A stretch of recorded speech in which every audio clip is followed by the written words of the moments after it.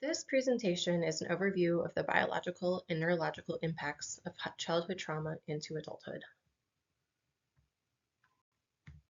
First, it's important to understand the prevalence of childhood trauma in the United States.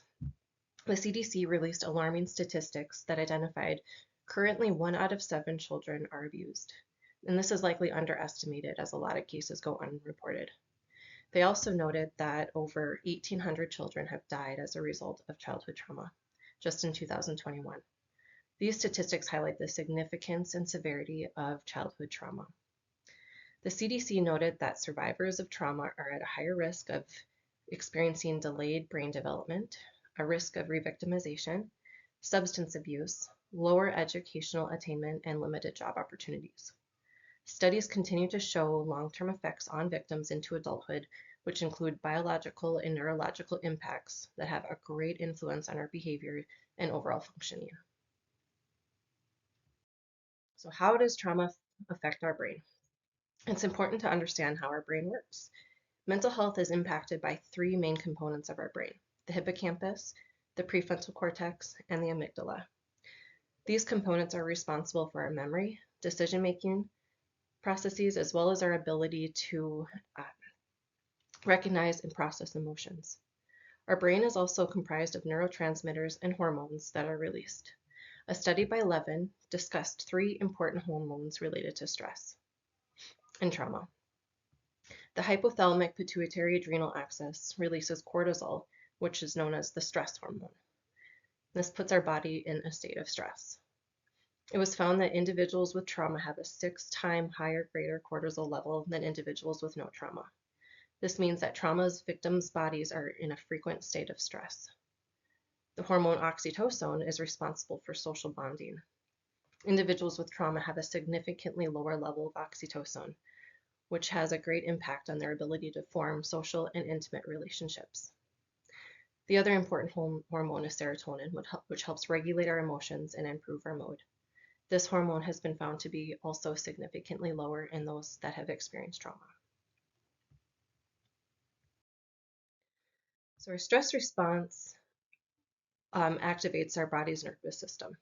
One particular important theory developed by Porges is the polyvagal theory. The vagal nerve connects our brain to various organs in our body, including heart, lungs, and our digestive tract. When activated, this can help regulate these organs. Our sympathetic nervous system is activated when there are signs of threat. There are 3 possible nervous system responses. 1, analyze the threat to determine if it's safe, go into fight or flight, or ultimately immobilize and freeze. Oftentimes following trauma, the individual is on high alert for danger, and they are often stuck in fight, flight, or freeze, which means they're sensing a threat even when a threat is not present. This causes an increased heart rate, rapid breathing, and issues in digestion. Weber and Reynolds identified that when stress is present and intense, individuals cannot actually return to a pre-event homeostasis. So how does trauma affect our behavior? When trauma is left untreated, it can lead to significant concerns in adulthood. Because of the disruption of our brain chemistry, the amygdala and the hippocampus actually shrink.